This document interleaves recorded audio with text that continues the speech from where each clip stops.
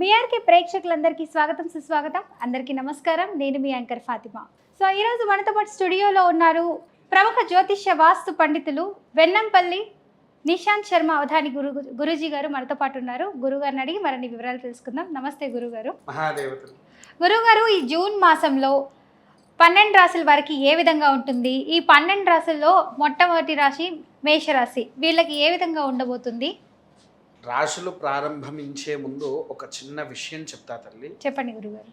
ఏంటి అని అంటే, ఇప్పుడు ఈ నెల 27వ తారీఖున కుజుడు 2 నెలల పాటుగా నీచ స్థానంలో ఉంటున్నాడు. అంటే మారుతున్నాడు 2 నెలల పాటుగా. ఈ 2 నెలలు ఏంటి అని అంటే పూర్తిగా అనారోగ్య పాలుగా ఉంటుంది. అంటే కరోనా అనే మహమ్మారి మళ్ళీ రావచ్చు, లేదా ఇంకేదన్నా వైరస్ కూడా వచ్చే అవకాశాలు 100కి 100 ఉన్నాయి.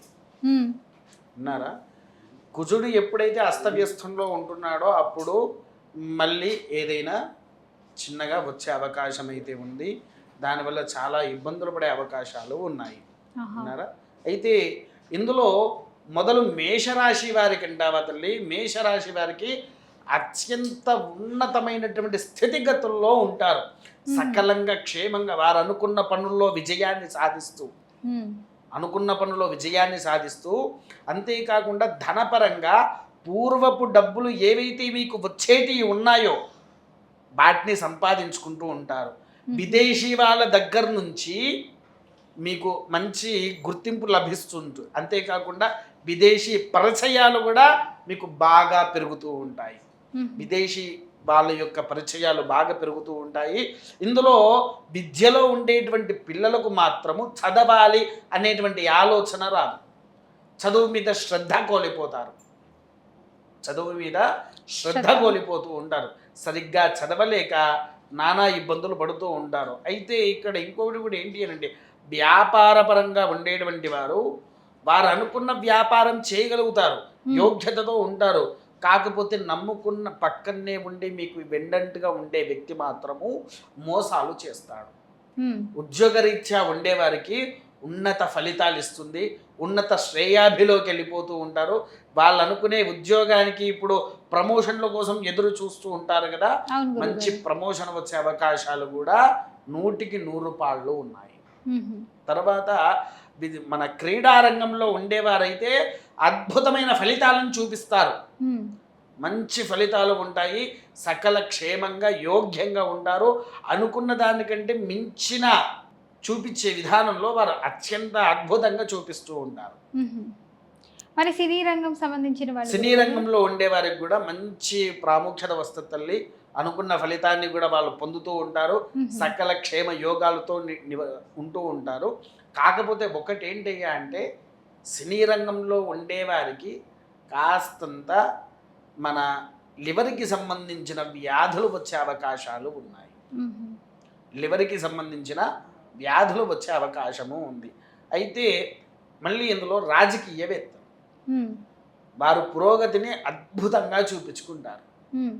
ఎలా అంటే మంచి ఉన్నత స్థానానికి మంచి పేరు, ఆహా మాకు దక్కిన రాజు అనే వాళ్ళను కూడా చూపిస్తూ ఉంటారు. అంతేకాకుండా రక్షక భటులు కూడా అద్భుతమైనటువంటి పోలీసు శాఖ వాళ్ళు కూడా అద్భుతంగా వారు చూపించుకుంటారు. ఎందుకనంటే ఈ మేషరాశిలో జన్మించిన పోలీస్ ఆఫీసర్లు ఎవరైతే ఉన్నారో మంచి ప్రమోషన్లు వచ్చే అవకాశాలు ఉన్నాయి తల్లి. తర్వాత ఇంకొకటి కూడా ఏంటి అని అంటే, సైనిక రంగంలో ఉండేవారికి కాస్తంత కొద్దిగా కుజగ్రహ దోషము వలన ఈ 2 నెలల్లో ప్రాణ నష్టమైతే ఉంటుంది. సైనిక రంగంలో ఉండేవారికి కొద్దిగా, మరీ అంతగా కాదు, కొద్దిగంత ప్రాణ నష్టము ఉంటుంది. అనారోగ్య పాలు గురయ్యే అవకాశాలు ఉన్నారు.